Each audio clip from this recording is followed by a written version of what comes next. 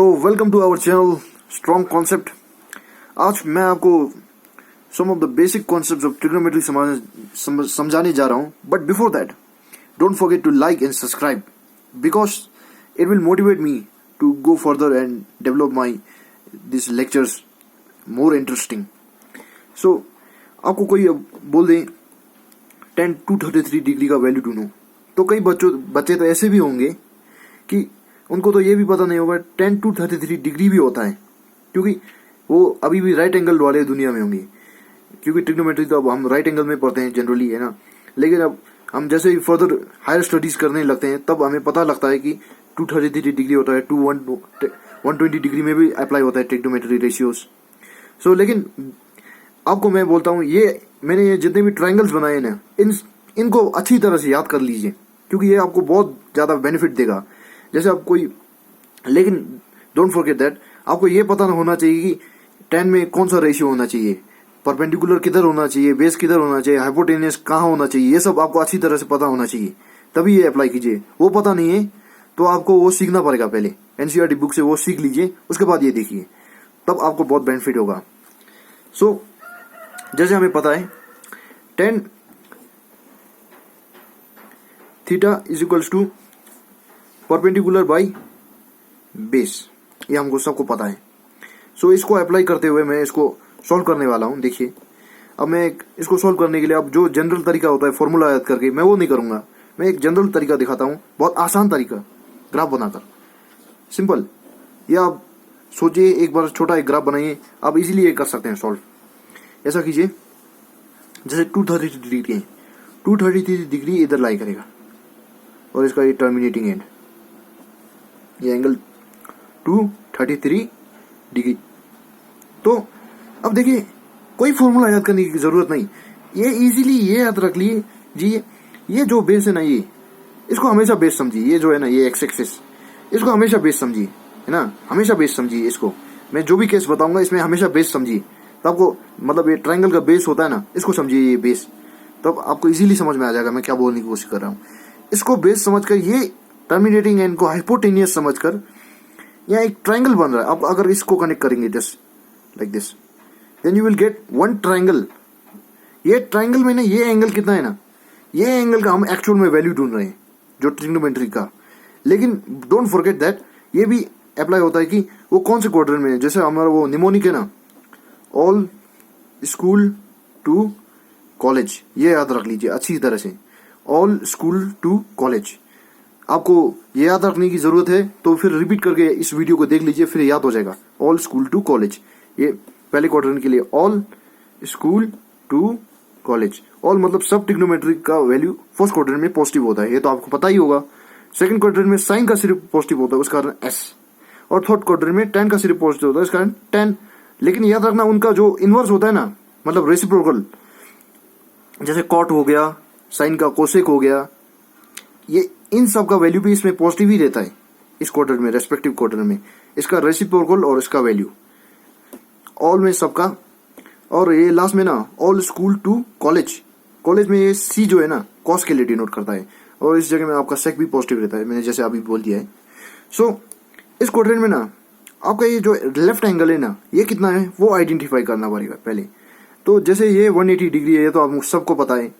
ये जो बचा हुआ एंगल, ये 53 डिग्री है, क्योंकि 180 में ना, अगर 233 में ना 180 घटाएंगे ना आपको, तो 53 डिग्री मिलेगा। सो इस ट्रायंगल में ना 10-53 डिग्री का वैल्यू कितना होगा वो ढूंढना है हमें एक्चुअल में। और इस क्वाड्रेंट में हमें पता है 10 का वैल्यू पॉजिटिव होता है। सो इस जगह में लिख दीजिए 10-53 डिग्री। ये हमारा थीटा कितना है, 233, ये कंसिडर करके, ठीक है। तो हमें यहाँ मैंने जो ग्राफ बनाया ना, इस ग्राफ को समझिए आप। ये परपेंडिकुलर है और ये बेस है। ये एंगल के नीचे जो आता है वो बेस होता है, इसके आगे जो आता है वो परपेंडिकुलर होता है। तो इसका वैल्यू कितना है, परपेंडिकुलर का 4 और ये बेस 3, तो इसका वैल्यू होगा परपेंडिकुलर बाय बेस 4/3। इतना ईजी है। कहीं फिजिक्स में क्वेश्चन करने के वक्त आपको मैकेनिक्स में बहुत काम आता है ये वैल्यू, स्पेशली दिस वन। कभी कभी फिजिक्स में ज्यादा पूछते हैं स्पेशल क्वेश्चंस में। So don't forget to remember this, okay. So अब मैं दूसरा बताने जा रहा हूं आपको। जैसे आपको कोई बोल दे 10 साइन टू आपको बोलते 225 का वैल्यू बताओ, साइन 225 का वैल्यू, 225 डिग्री का वैल्यू, तो इसका वैल्यू होगा वैसे ही इसी तरह ना। एक मैंने ग्राफ बना लिया, सिंपल एक छोटा ग्राफ बना लो, जल्दी जल्दी करना है ना। तो एक छोटा ग्राफ बना लिया, ऐसा हो गया। इसका यहाँ 45 डिग्री बचेगा, ये 180 डिग्री, क्योंकि 180 में 225 घटाने से 45 बच रहा है ना। तो ये जो 45 डिग्री का वैल्यू ढूंढ रहे हैं, लेकिन इस जगह में हमें पता है कि 10 का जगह ये, तो ये पॉजिटिव नहीं रहेगा, अब ये नेगेटिव हो जाएगा। लेकिन हम ढूंढ तो रहे हैं साइन 45 डिग्री का वैल्यू। इसका वैल्यू कितना होता है, माइनस, माइनस तो ये क्वाड्रेंट में आ गया, उसका लगता है, और 1/√2। तो ये याद रखिए ना, बहुत काम आएगा इसको आपको। वैसे ही आपको बोल दे कोई cos 120 डिग्री का वैल्यू कितना होता है, तो अब ये तो बहुत कंफ्यूजिंग होगा कि cos 120 डिग्री का वैल्यू कितना होगा इस क्वाड्रेंट में, है ना।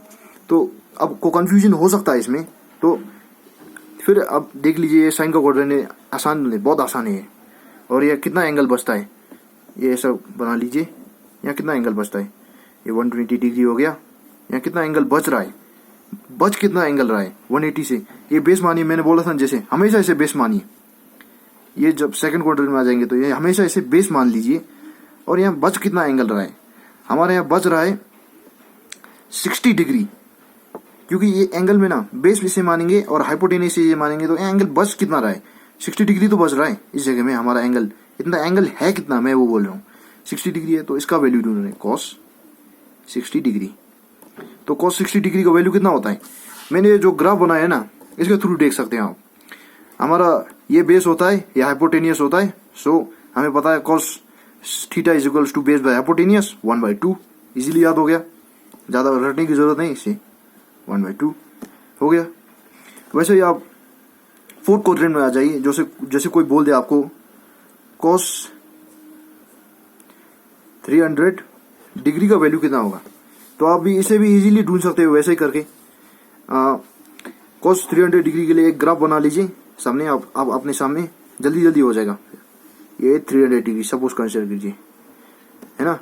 तो ये बेस है, हमें मैंने जैसे बोला ये बेस होगा हमेशा, तो ये बेस है। तो एंगल कितना बचा है अब इस जगह में, एंगल है कितना ये खाली जगह में ना। ये फोर्स, ये सेकंड और थर्ड क्वाड्रेंट में हमेशा ऐसा होता है ना, समझने के लिए। एंगल बचा कितना है, हमारा यहाँ एंगल बचा है 300 डिग्री, ये हो गया। तो 360 से घटाने पर कितना होगा, 60 डिग्री तो बचेगा, है ना। तो हम एक्चुअल में किसी चीज का वैल्यू ढूंढ रहे हैं, cos 60 डिग्री का वैल्यू। लेकिन ये भी ध्यान रखना है, ये पॉजिटिव रहेगा नेगेटिव। बाय द वे इस जगह में तो ये cos का वैल्यू फोर्थ क्वाड्रेंट में तो पॉजिटिव रहता है, सो पॉजिटिव cos 60 डिग्री। तो cos 60 डिग्री का वैल्यू अभी कितना बोला था मैंने, 1/2। वो ये ग्राफ है ना, इसे अच्छी तरह से याद रख लो, हो जाएगा सब कुछ।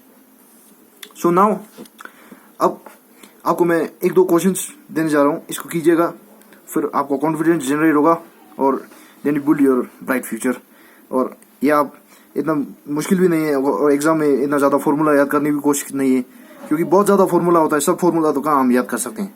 सो मैं एक क्वेश्चन दे रहा हूँ, क्वेश्चन नंबर 1, ये करना ज़रूर और कमेंट में ज़रूर लिखना, मैं क्योंकि देखूंगा और आपको मैं समझाऊंगा कि क्या ये कैसे करना है, अगर आपको समझ में नहीं आया है तो। cos हमारा सपोज मैंने कर दिया 213 डिग्री, इसका वैल्यू ढूंढो। सेकंड में और cos का हो गया साइन, इसका वैल्यू ढूंढो, साइन 233 का वैल्यू ढूंढो सेकंड में। और थर्ड में इसका वैल्यू भी ढूंढना, सेक 315 डिग्री का वैल्यू ढूंढना जरूर, हाँ। फिर आपका कॉन्फिडेंस कितना बिल्ड हुआ है पता लगेगा। Thank you very much and don't forget to subscribe. Thank you.